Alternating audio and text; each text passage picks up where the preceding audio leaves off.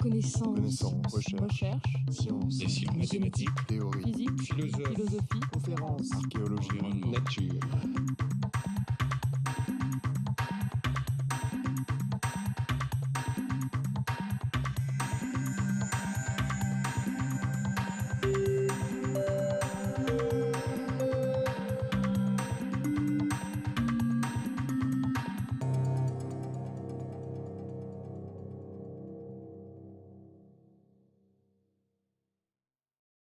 Bien, bonjour à tous et tout d'abord, permettez-moi de vous présenter tous mes vœux les meilleurs pour la nouvelle année.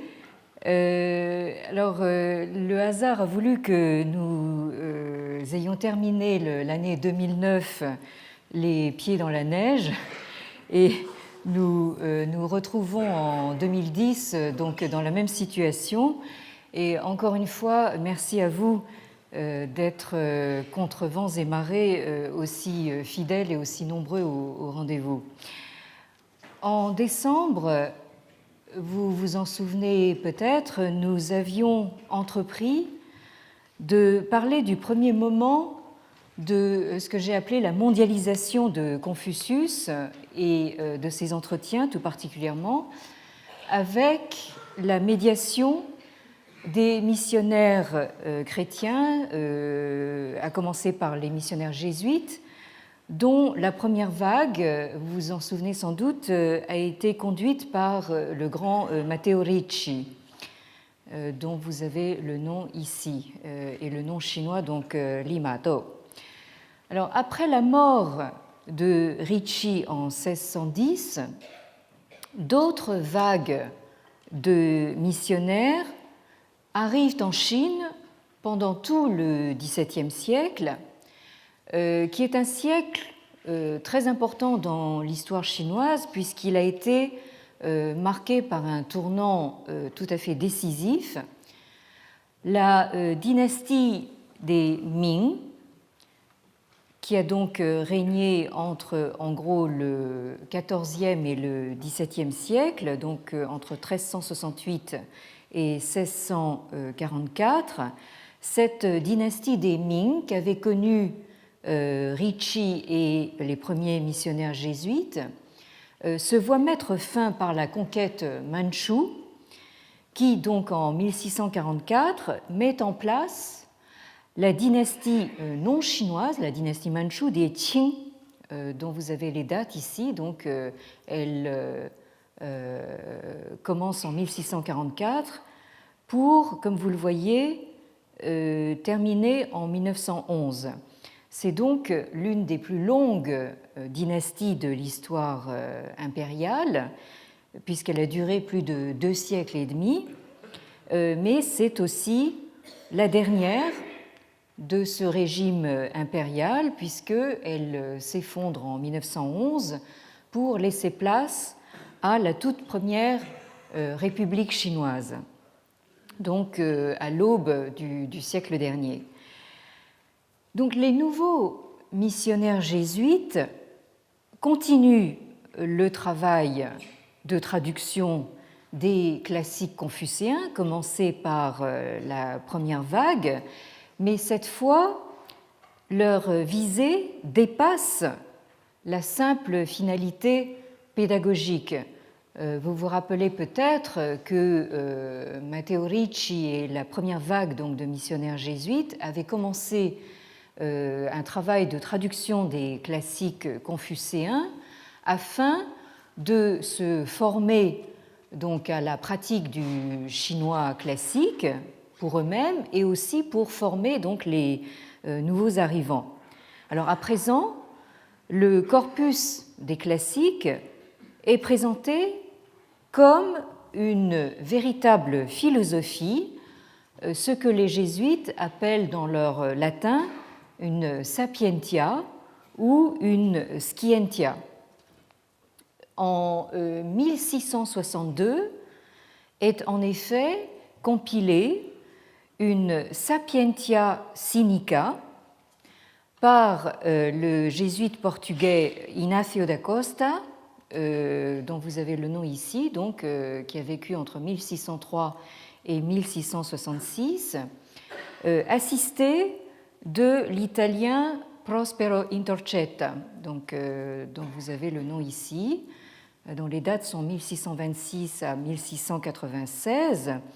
Alors cette compilation, Sapientia Sinica, comprend une traduction de la grande étude, en chinois Daxue, la grande étude qui fait partie du corpus des 4 livres, les Seshu, qui sont venus s'adjoindre donc aux 5 classiques canonisés depuis l'époque des Han, c'est-à-dire donc depuis environ le IIe siècle avant l'ère chrétienne, les 4 livres étant venus s'adjoindre au corpus canonique des 5 classiques au XIIe siècle par donc l'effet des commentaires du grand Zhu Xi, donc, qui a vécu entre 1130 et 1200, comme vous le voyez ici.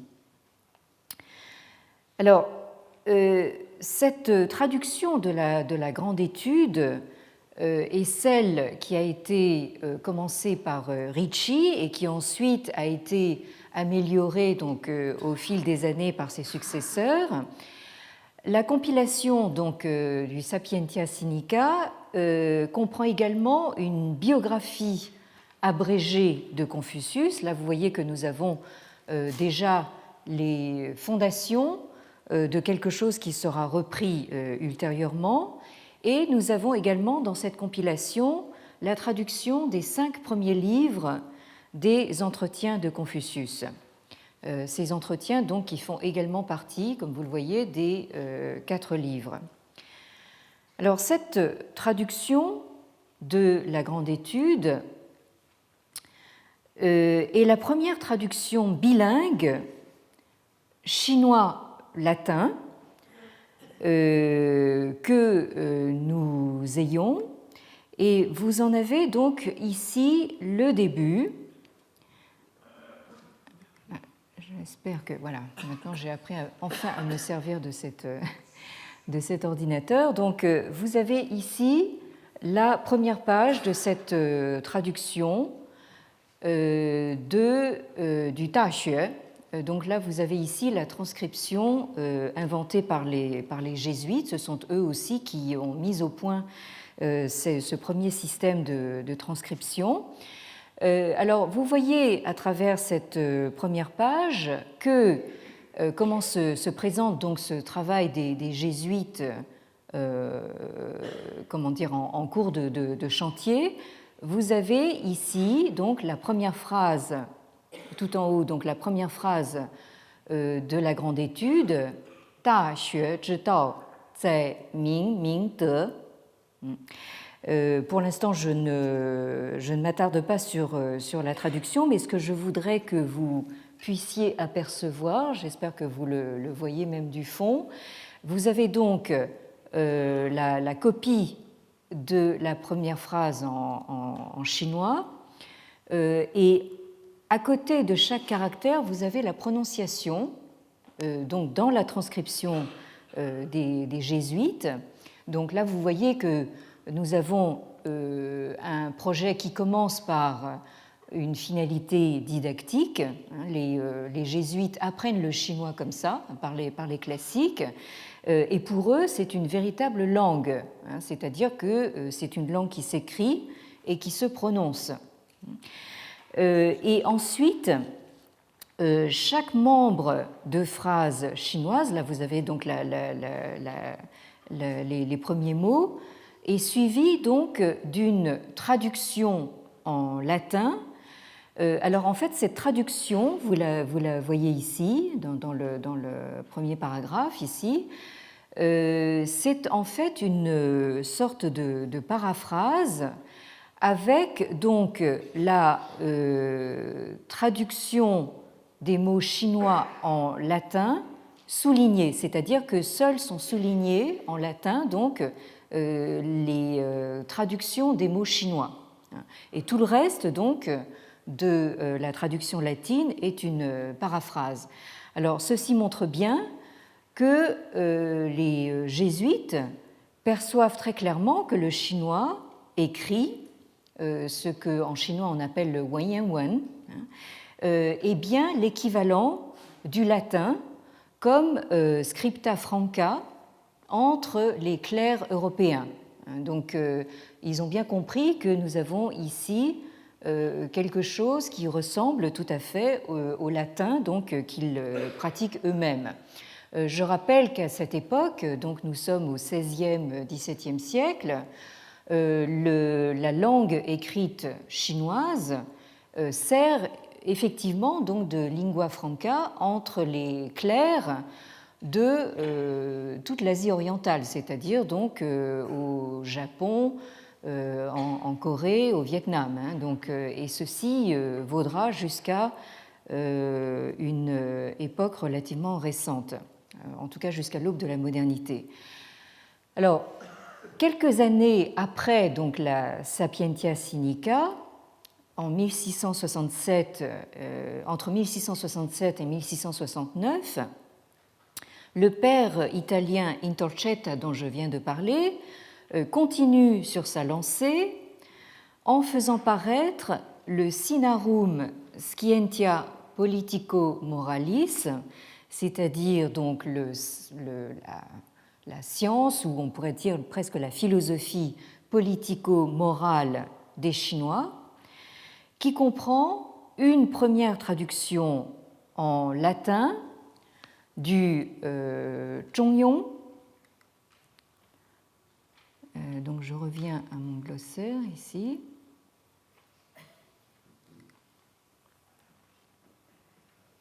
Le Zhongyong qui fait partie lui aussi donc des 4 livres. Et cette nouvelle compilation, donc le Sinarum Scientia Politico Moralis, comprend également une biographie un peu plus développée que la précédente de Confucius, qui est intitulée la Confutii Vita, c'est-à-dire donc la vie de Confucius. Alors, les jésuites, on peut le dire, se retrouvent tellement bien dans ce qu'ils comprennent des classiques confucéens que c'est ce même père Intorcetta qui n'hésite pas à affirmer que si Confucius avait vécu à son époque à lui, s'entend, à Intorcetta, c'est-à-dire au XVIIe siècle, Confucius aurait été le premier à se faire chrétien. Donc là, il y avait véritablement une sorte d'alliance objective donc, entre les jésuites et les lettrés confucéens. De fait, les jésuites, à commencer par Ricci, ont très vite compris que la lecture que faisaient leurs contemporains chinois des classiques, notamment des entretiens de Confucius, devait beaucoup plus à Zhu Xi, donc à la lecture, disons, des sons tardifs, et à toute l'élaboration néo-confucéenne post-bouddhique qui a suivi, que cette lecture donc, du XVIe, XVIIe siècle chinois doit beaucoup plus donc, à ce que les Occidentaux ont appelé le néo-confucianisme qu'à Maître Krong, à Confucius lui-même. D'une certaine façon, le rapprochement opéré par Ricci entre l'éthique des entretiens et la philosophie morale tant stoïcienne que chrétienne, dont nous avons parlé la dernière fois, donc ce rapprochement est fondé sur une relecture des entretiens qui voudrait en restituer l'esprit originel en mettant de côté, en quelque sorte, toutes les constructions commentariales qui se sont faites depuis les Song au XIe, XIIe siècle. Ricci, en effet, a vite fait de remarquer que la métaphysique qui sous-tend les lectures néo-confucéennes, je cite Ricci, semble avoir été empruntée à la secte des idolâtres. Nous avons vu donc précédemment que c'est par ce terme, donc cette expression de secte des idolâtres, que les jésuites désignent les bouddhistes. Donc, cette lecture néo-confucéenne semble avoir été empruntée, selon Ricci, donc aux bouddhistes il y a 500 ans, c'est-à-dire donc bien au XIIe siècle, à partir de Zhuxi. Et Ricci en arrive à la conclusion que ça n'est pas Confucius, ça n'est pas l'enseignement originel de Confucius.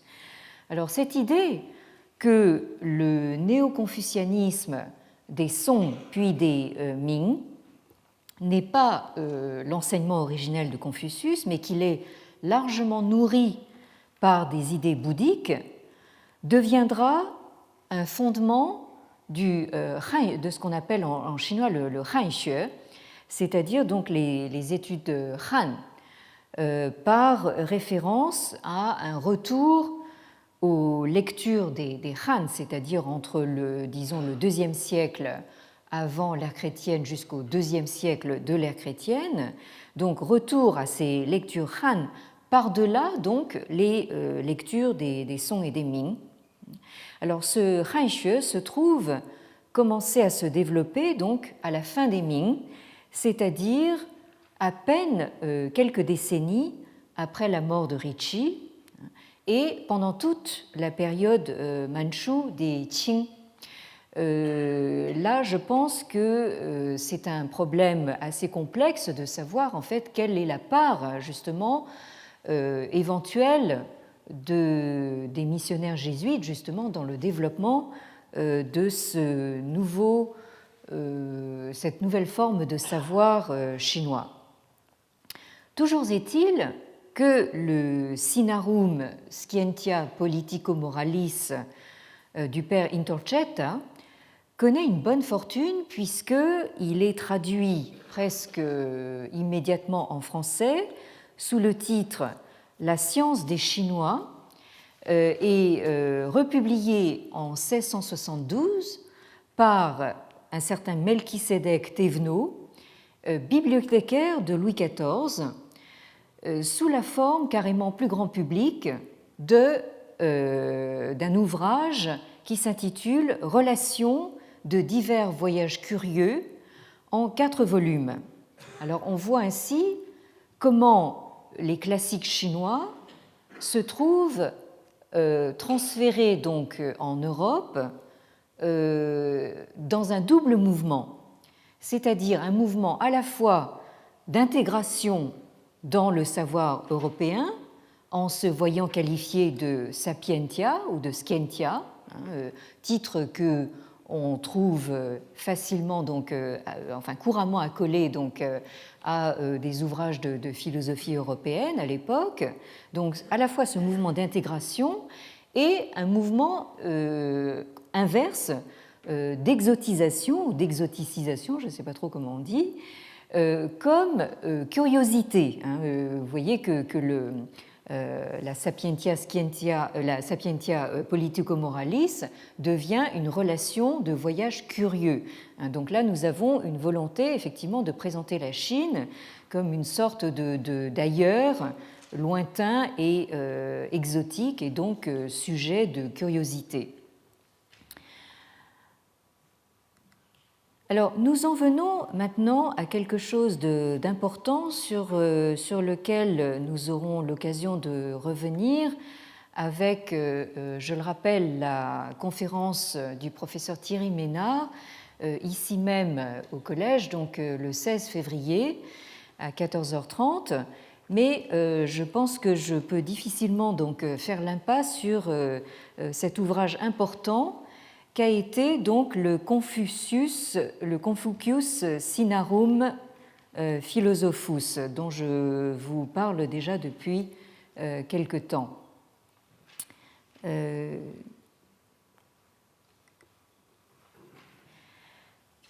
Donc en 1687, un groupe de jésuites composé de 27 contributeurs au total qui représente une sorte de, comment dire, déjà de véritable communauté européenne, puisque vous avez sur la page titre 4 d'entre eux qui viennent de pays différents. Donc vous avez 2 Flamands, Philippe Couplet et François Rougemont. Vous avez un Italien, donc on retrouve là aussi le père Intercetta, et un Autrichien donc, qui s'appelle Christian Hertrich. Et donc au total, vous en avez 27 qui viennent de pays européens différents et qui publient donc cet énorme ouvrage intitulé le Confucius Sinarum Philosophus, en sous-titre Sive Scientia Sinensis Latine Exposita, ce qui veut dire donc le Confucius, philosophe des Chinois ou philosophe de la Chine, comme vous préférez, ou bien la science chinoise exposée en latin. Sur cette page titre, vous avez aussi l'indication que cet énorme ouvrage a été imprimé par Daniel Hortemels, vous avez l'indication en bas, imprimeur donc à Paris, et même vous avez l'adresse, c'est rue Jacob, rue Jacob qui se trouve être l'adresse également des éditions du Seuil actuellement, jusqu'à nouvel ordre en tout cas. Et naturellement, vous avez également l'indication que cet ouvrage a été publié sur ordre de Ludovici Magni, donc de Louis XIV, qui, je vous le rappelle, nous connaissons bien notre histoire de France, mais c'est important quand même de rappeler ces dates vues de la Chine, qui a régné donc entre 1661 et 1715. Alors, ce même le roi Louis XIV, qui vient aussi tout juste en 1685 de procéder à la révocation de l'édit de Nantes, par laquelle le protestantisme n'a plus droit de cité au royaume de France et qui donc ouvre grand la voie à la contre-réforme dont les jésuites sont censés être un des fers de lance. Alors, signalons aussi que 1687 est l'année de publication à Londres des Philosophiae Naturalis Principia Mathematica, donc des principes mathématiques de la philosophie naturelle d'Isaac Newton. C'est une coïncidence, mais elle prendra toute sa signification dans l'introduction de la Chine des Jésuites au beau milieu de la révolution scientifique européenne.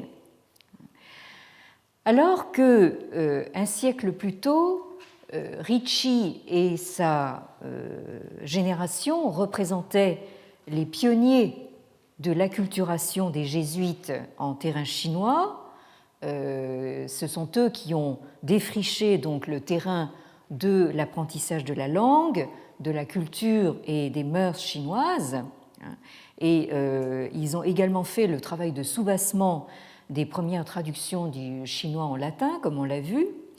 Donc, un siècle plus tard, Couplet et son équipe en recueillent les fruits pour les présenter sur le marché européen, en assurant ainsi l'importation donc de cette Chine des jésuites au cœur des débats intellectuels, scientifiques et religieux européens.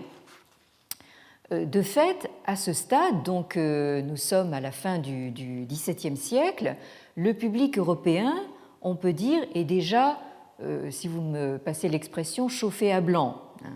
Et il reçoit donc la parution de cet ouvrage, le Confucius Sinarum Philosophus, dans un comble d'excitation.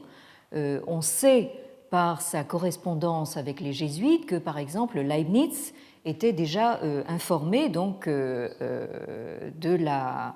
ce projet par ses relations personnelles donc avec certains pères jésuites. Alors, comme vous le voyez, le Confucius Sinarum Philosophus se présente comme un ouvrage de luxe, de très grand format, avec illustrations et bien sûr les fleurs de lys en tête de chaque section qui manifestent le patronage royal de Louis XIV. Alors, cet ouvrage, le professeur Ménard y reviendra certainement, mais je pense qu'il est important de détailler de manière au moins sommaire ce qu'il comprend. Vous avez notamment une carte de la Chine telle qu'elle se présente donc à l'époque où les jésuites se trouvent en Chine. Alors pour vous, cette carte peut paraître assez banale, mais je pense que dans l'esprit des élites chinoises, cette représentation objectivée de l'espace chinois, de l'empire chinois, est une autre manière, une manière tout à fait nouvelle de se représenter ce que eux désigne comme le tianxia, c'est-à-dire tout ce qui est sous le ciel. Alors ici, cette manière de représenter la Chine sous forme de carte géographique est une manière donc de renvoyer donc aux Chinois le fait que l'Empire chinois n'est juste qu'une partie du monde et qu'on peut le représenter donc de manière tout à fait objective. Vous avez également dans cet ouvrage des tables chronologiques dont vous avez le début ici. Vous avez cette tabula chronologica monarchiae sinicae ante Christum, c'est-à-dire une table chronologique de la monarchie chinoise avant Jésus-Christ. Alors, il s'agit, comme vous le voyez par sa présentation, donc, d'une table chronologique comparative des histoires chrétiennes et chinoises. Donc là, vous avez une sorte à plusieurs colonnes. Alors, cette table couvre donc une très vaste période depuis les origines mythiques de la civilisation chinoise aux environs de 3000 ans avant Jésus-Christ. Donc là, vous avez sur la première page donc l'évocation du règne de l'empereur mythique, l'empereur jaune, Huangdi. Donc ça remonte à 3000 ans avant Jésus-Christ jusqu'à la dynastie contemporaine pour les jésuites, la dynastie manchoue des Qing. Donc ces tables vont jusqu'à l'an 1683. Alors, cette table comparative met en regard les règnes des souverains de l'histoire chinoise, donc comme je l'ai dit, à commencer par les rois mythiques de la très haute antiquité, avec la chronologie de la Bible des Septante, ce qui permet de faire de Yu le Grand, fondateur de la dynastie semi-mythique des Xia, un contemporain de Noé, et ce qui permet aussi de situer les règnes suivants des souverains de la dynastie Xia, donc après le déluge. Donc là, cette référence à une civilisation donc antédiluvienne a son importance.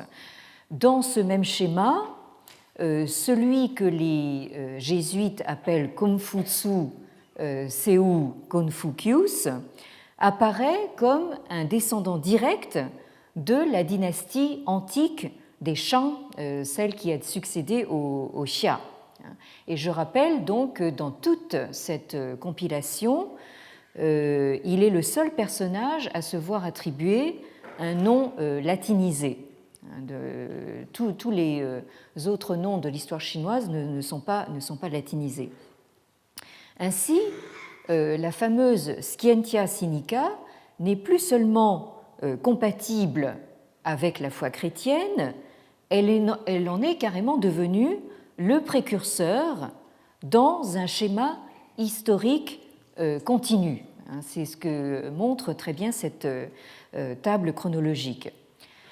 Alors, le Confucius Sinarum Philosophus comprend aussi une introduction critique approfondie qui s'intitule la Proemialis Declaratio, qui est longue de 113 pages et qui présente les 5 classiques et les 4 livres, donc les Wu Jing et les Si Shou, puis donc les fondamentaux du taoïsme et du bouddhisme, suivis de la pensée des philosophes Song, pour finir donc sur des considérations concernant le Yi Jing ou le livre des mutations, donc un des 5 classiques anciens donc, de la tradition confucéenne. Alors, vous savez naturellement quel rôle a joué ce livre des mutations, donc ce Yi Jing, sur disons comment dire, ou plus exactement que ce qu'en a fait Leibniz. Alors, vous avez ici la page donc du Confucius Sinarum Philosophus concernant donc la diagrammatisation du livre des mutations, qui commence par le Duorerum Principia, c'est-à-dire donc les 2 principes des choses.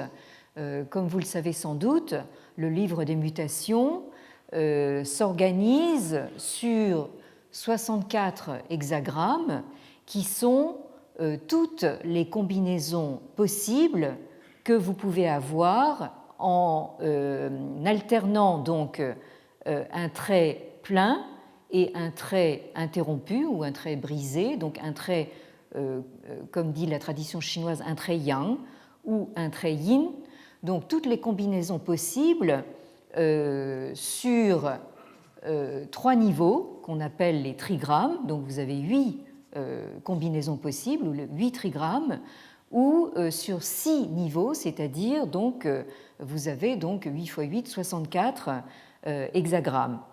Donc là, vous avez sur cette première page les combinaisons possibles sur 2 niveaux et ensuite les combinaisons possibles sur 3 niveaux qui sont représentées ici donc en cercle.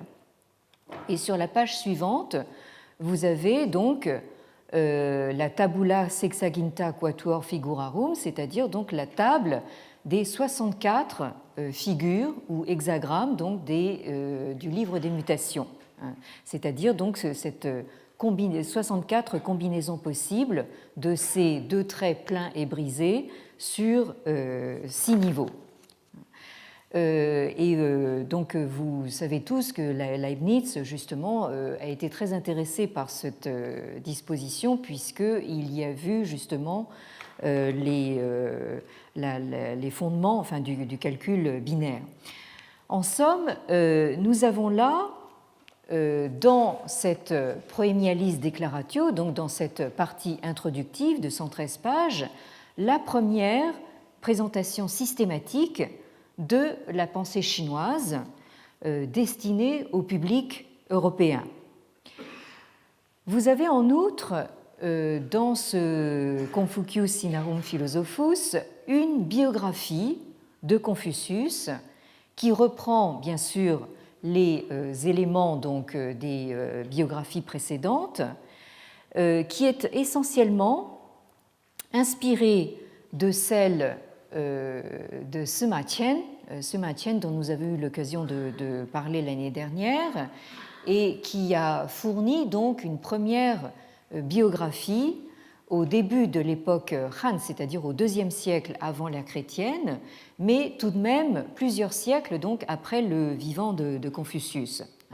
Donc là, nous aurons l'occasion de revenir justement sur cette biographie ancienne de Sima Qian, mais pour l'instant, donc venons-en à cette Philosophorum Sinensium Principis Confuci Vita, vous avez le titre ici, c'est-à-dire la vie de Confucius, Princeps, alors donc prince au sens étymologique de premier, donc premier des philosophes chinois.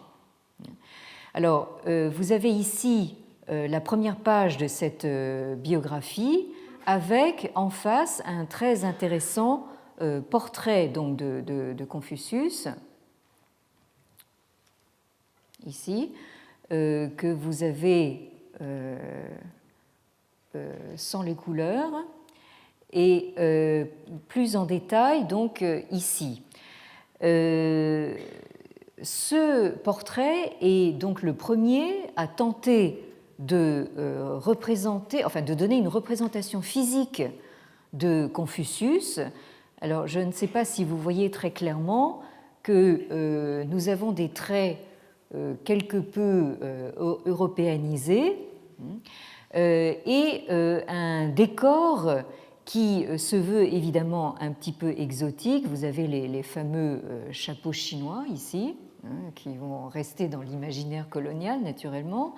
Je précise que ce portrait est l'œuvre de graveurs français, probablement de la rue Jacob, et donc ils ont fait vraiment ce qu'ils ont pu avec les éléments qu'on leur a donnés. Mais enfin, donc, vous avez donc ce Confucius un petit peu européanisé, et en arrière-fond, donc, une bibliothèque, elle aussi assez européanisée.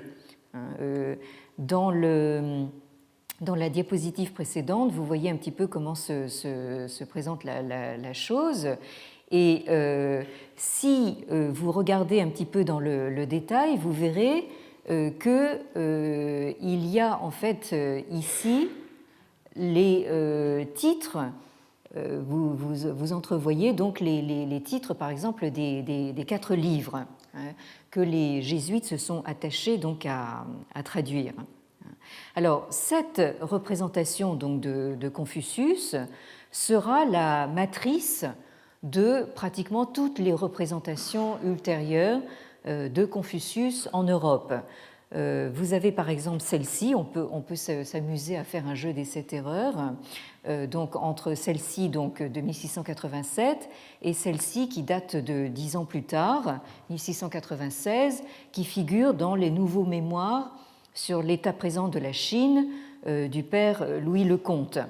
Et il est tout à fait piquant de constater que le portrait jésuite qui a servi donc, de matrice pour les représentations européennes a également servi de modèle pour la statue de Confucius érigée en 2001 à l'entrée du campus de l'Université du Peuple à Pékin, le Jiamindaxue. Je vous montrais déjà cette photo l'année dernière. Les Chinois, dans leur enthousiasme à reconfucianiser donc la société chinoise, donc ont érigé ces statues de Confucius un petit peu partout, et ça n'est pas le moindre des paradoxes que ce soit l'Université du Peuple, donc ancienne école du parti, qui donc a été la première à prendre cette initiative. Et vous remarquerez la ressemblance frappante qu'il y a entre ce Confucius et celle des jésuites.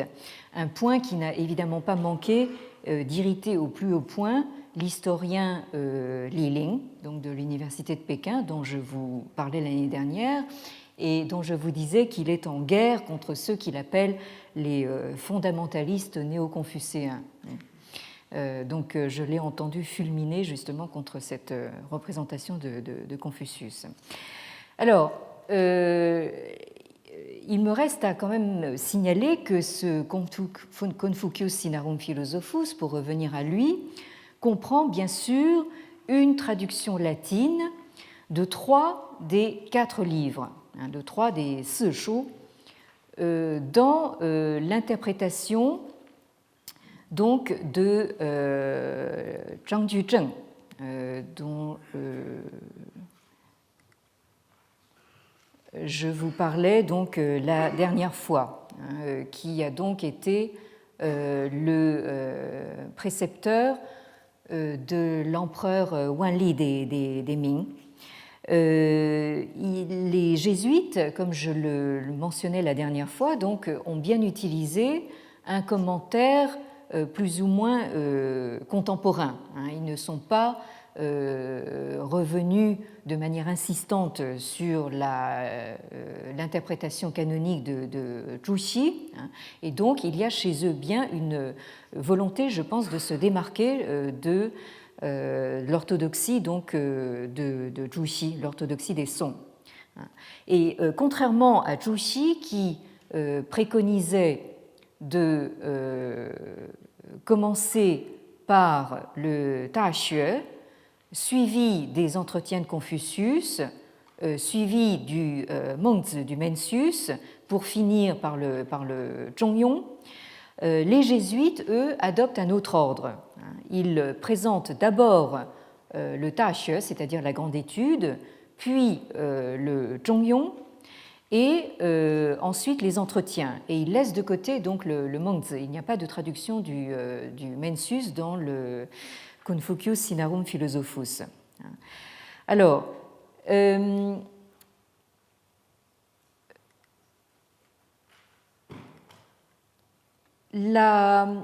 voulais vous montrer également donc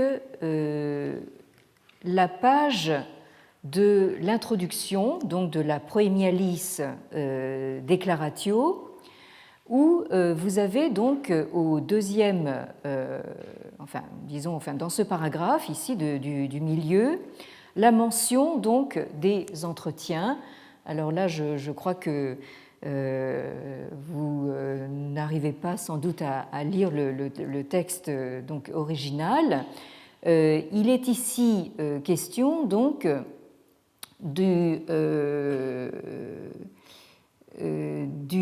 Luanyu, donc ici, dans la transcription des jésuites, et ensuite vous avez l'indication quasi dicant ratiocinantium colloquia seu sermones, c'est-à-dire donc le Luanyu que les jésuites traduisent par conversation ou discours de ratiocinantium, c'est-à-dire littéralement de gens occupés à raisonner.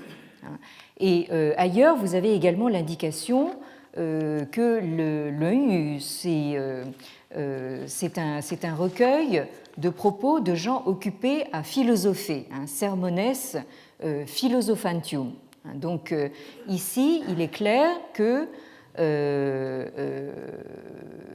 vous avez une volonté de la part des jésuites de transformer donc les entretiens de Confucius en un ouvrage philosophique. Je rappelle que le titre chinois Luanyu désigne tout simplement des conversations ou des propos recueillis à l'oral. Alors que ici, le Confucius Sinarum Philosophus assimile d'emblée les entretiens de Confucius au dialogue socratique, tel qu'il se présente chez Platon. Et Confucius est donc clairement identifié comme un philosophus, un philosophe, dans le même sens que les philosophes de l'Antiquité grecque. Matteo Ricci a été parmi les premiers justement à désigner Confucius justement parmi donc ce qu'il appelait les philosophes ethniques.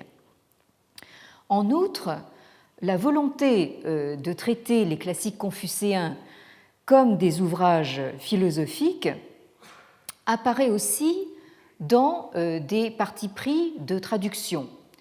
Le Confucius Sinarum Philosophus traduit fréquemment des termes chinois comme li ou tao,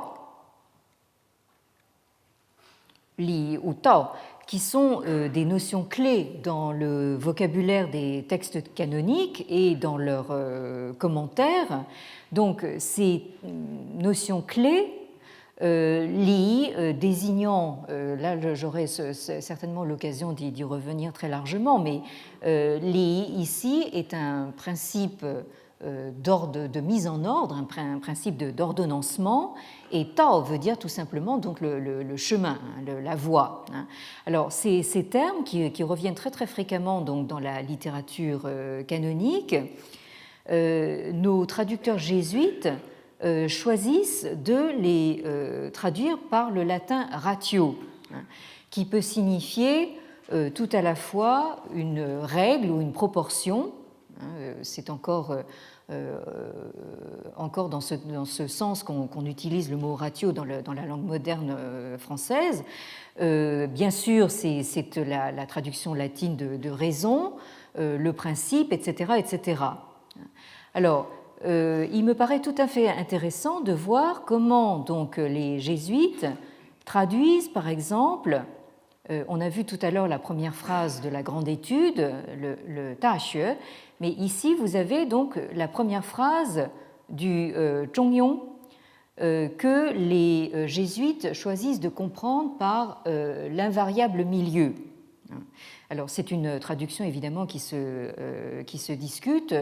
Je ne m'y arrête pas pour l'instant, mais le Zhongyong est donc un des 4 livres que les jésuites traduisent dans cette compilation.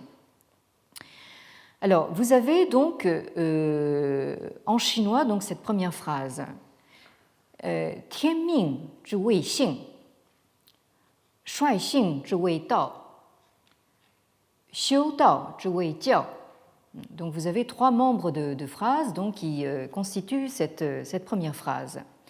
Alors, si je traduis ou je propose une traduction à peu près littérale du chinois, ça donne à peu près ceci. Ce que le tian, c'est-à-dire ce que le ciel commande, est appelé xing, qu'on traduit conventionnellement par nature humaine. Shuai xing zhi wei dao, ce qui régit cette nature s'appelle le Tao, c'est-à-dire le chemin ou la voie. Et Xiu Tao zhi wei jiao, c'est-à-dire cultiver ce Tao, ce chemin, s'appelle enseignement. Ça, c'est donc une traduction à peu près donc, littérale de cette première phrase. Alors maintenant, qu'est-ce que ça donne donc dans le latin du Confucius Sinarum Philosophus. Vous avez ici le texte original que je vous relis en latin. Donc, id quod a caelo est homini inditum dicitur natura rationalis. Quod uic conformatur natura et eam consequitur dicitur regula. Seu consentaneum rationi restaurare quoad exercitium hanc regulam se suaque per eam moderando dicitur institutio seu disciplina virtutum.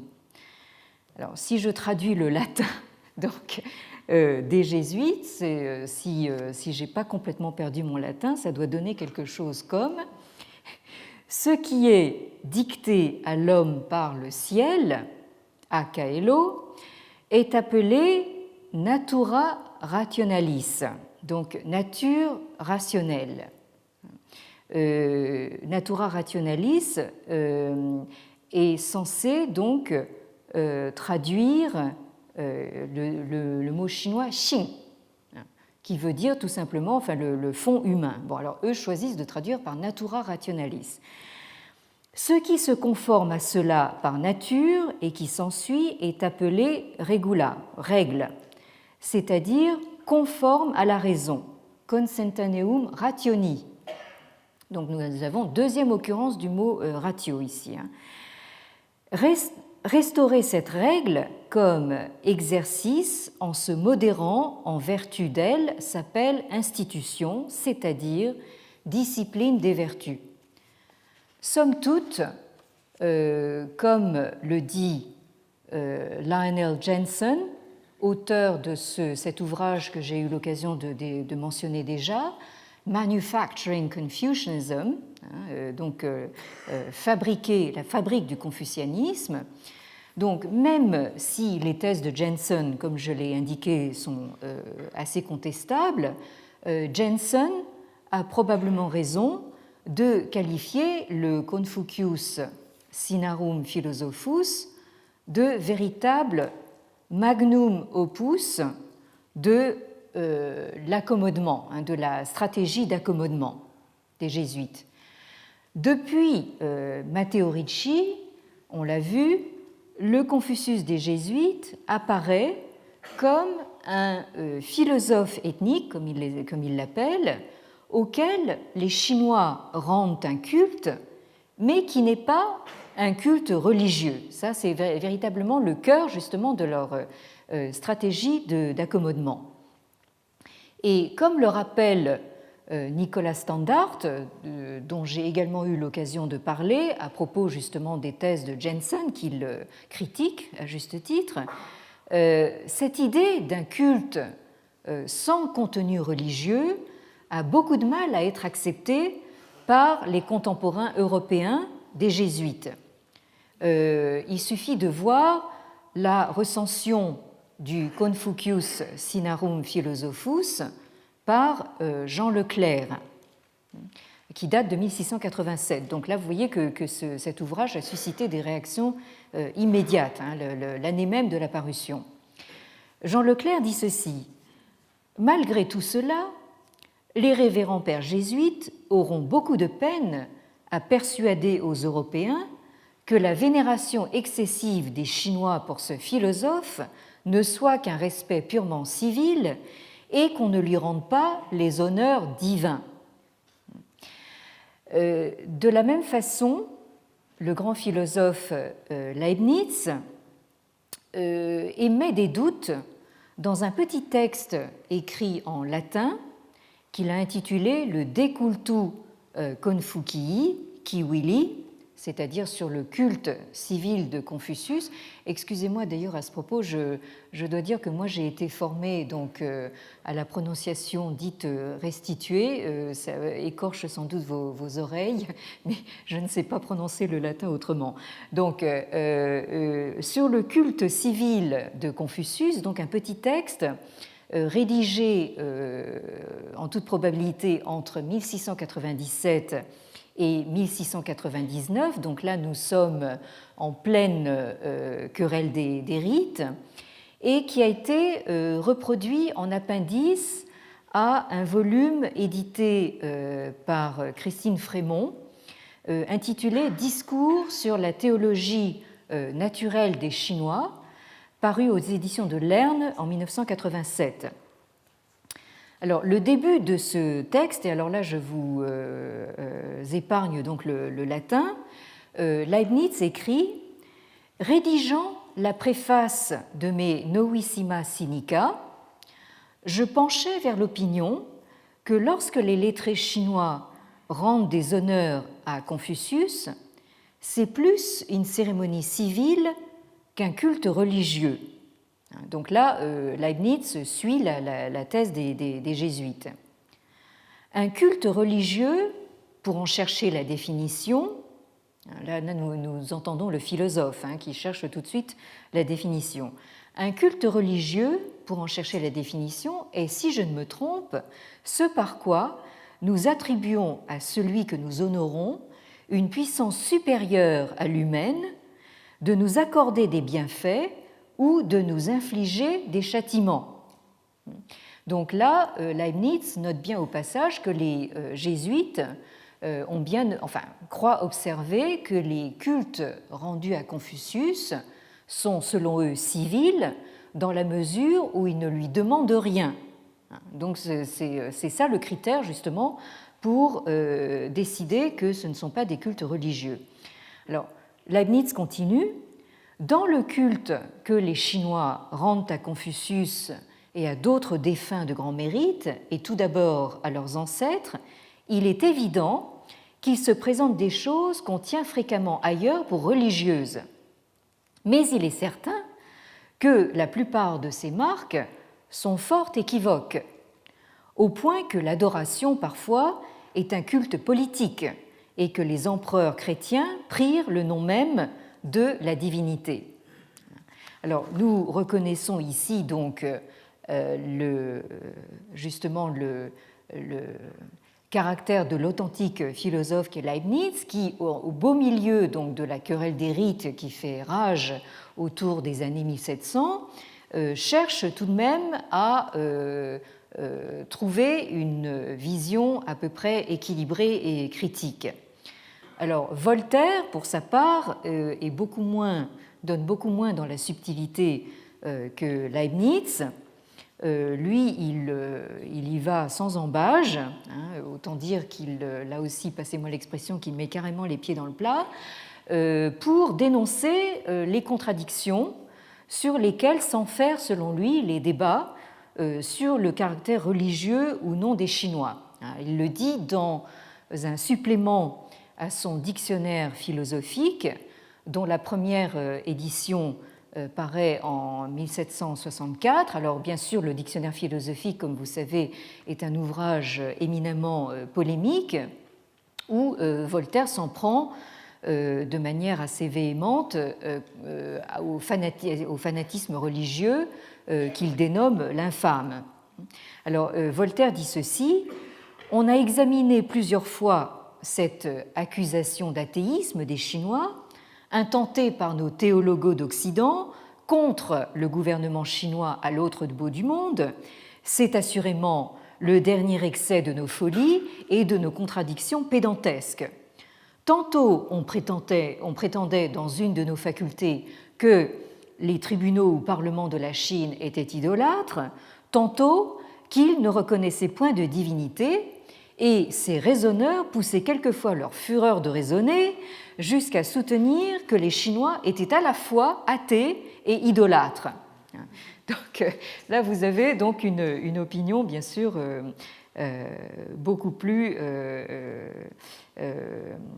marquée, beaucoup plus tranchée. Voltaire donc termine son article de la Chine, donc du dictionnaire philosophique, en disant ceci: « La religion des lettrés », c'est ainsi que on traduit le latin des jésuites literati, hein, donc nous allons voir que cette religion ou cette pensée lettrée va faire florès. Donc la religion des lettrés, encore une fois, est admirable. Point de superstition, point de légendes absurdes, point de ces dogmes qui insultent à la raison et à la nature et auxquels des bonzes donnent 1000 sens différents parce qu'ils n'en ont aucun. Le culte le plus simple leur a paru le meilleur depuis plus de 40 siècles. Ils sont ce que nous pensons qu'étaient Seth, Enoch et Noé. Ils se comptent. Alors là, vous voyez que Voltaire a bien lu la table chronologique. Hein. Ils se contentent d'adorer un Dieu avec tous les sages de la terre, tandis qu'en Europe, on se partage entre Thomas et Bonaventure, entre Calvin et Luther, entre Jansénius et Molina. Donc ici, Voltaire veut évidemment forcer le trait, donc en opposant une sorte de Chine rationnelle, purement civile, à une Europe qui se déchire donc sur des questions religieuses. Alors, outre l'impossibilité anthropologique d'un culte sans contenu religieux, il faut quand même remarquer que les jésuites passent par-dessus les interactions multiples qui ont toujours existé entre confucéens, entre ce que les jésuites appellent les Zhou, les bouddhistes, c'est-à-dire donc ce que les jésuites appellent Shi ou Fo, et les taoïstes, les Tao. Je vous rappelle que dans la terminologie des jésuites, les bouddhistes sont les idolâtres, alors que les taoïstes sont les sorciers. Alors que les confucéens ont droit quand même au label de lettrés. Alors, comme on l'a remarqué précédemment, logiquement, les jésuites auraient dû appeler les trois sectes chinoises, ils appellent ça des sectes, ils auraient dû les qualifier de fausses religions. Mais évidemment, ils ne peuvent pas s'empêcher d'assigner un statut à part donc à la secte des lettrés, qu'ils considèrent comme une philosophie et dont ils qualifient les rites de civils ou politiques. afin de montrer qu'ils ne sont pas incompatibles avec le culte chrétien. Mais je vous rappelle que c'est précisément ce point, avec bien sûr la sanctification de Confucius, qui se retrouve au cœur de la querelle des rites, sur laquelle je passe rapidement, puisque là, vous avez une littérature évidemment pléthorique. Donc on peut dire que les jésuites passent une sorte d'alliance objective entre, d'un côté, leur propre foi dans le catholicisme de la contre-réforme et dans leur mission de conversion accommodationniste, et de l'autre, entre la religion et de l'autre, vous avez bien sûr la religion des lettrés qu'ils ont inventée et qui est censée combattre les autres sectes chinoises qualifiées, elles, de fausses religions, c'est-à-dire donc de superstition, donc de ce qu'on a appelé donc en chinois mixin, c'est-à-dire des croyances qui égarent. Et j'en terminerai pour aujourd'hui sur le témoignage d'un converti chinois que les jésuites appellent à la rescousse dans leur Confucius Sinarum Philosophus, le fameux Xu Guangqi, donc non-chrétien Paul Xu, qui a collaboré, comme on l'a vu les fois précédentes, avec Matteo Ricci, notamment sur la traduction en chinois donc des éléments d'Euclide, mais qui était mort au moment où le travail sur le Confucius Sinarum Philosophus commençait. Alors donc là, je vous livre ce témoignage pour ce qu'il vaut, il n'est pas forcément authentique. Alors donc, vous avez donc dans l'introduction, la Proemialis Declaratio, le témoignage présumé de ce Xu Guangqi, qui vous dit ceci, la citation est en italique: Supplet illa et perficit quod magistro nostro Confucio, nostraeque litteratorum philosophiae de est. Nefarias vero superstitiones cultumque daemonum tollit ac radicitus extirpat. Donc, Xu Guangqi aurait affirmé que la foi chrétienne, je cite, supplée et parachève ce qui manque des est, ce qui manque chez notre maître Confucius et dans la philosophie des lettrés. Alors là, cette comparaison, cette forme comparative par le manque, ce qui manque à la Chine, c'est quelque chose qui également fera fortune ultérieurement. La foi chrétienne enlève vraiment, nous avons, oui, une très jolie petite musique pour accompagner notre conclusion, donc elle enlève vraiment et extirpe à la racine les superstitiones, donc les superstitions néfastes, et le culte des démons. Donc là, on peut dire que nous avons une sorte, ce que j'ai appelé tout à l'heure, une alliance objective entre jésuites et lettrés confucéens pour rejeter taoïsme et bouddhisme dans la catégorie superstition. Et c'est une idée qui subsistera au XIXe siècle et qui a encore, dans une certaine mesure, la vie très dure aujourd'hui. Bien, je conclus là-dessus aujourd'hui. Et donc, encore une fois, bonne année et à la semaine prochaine.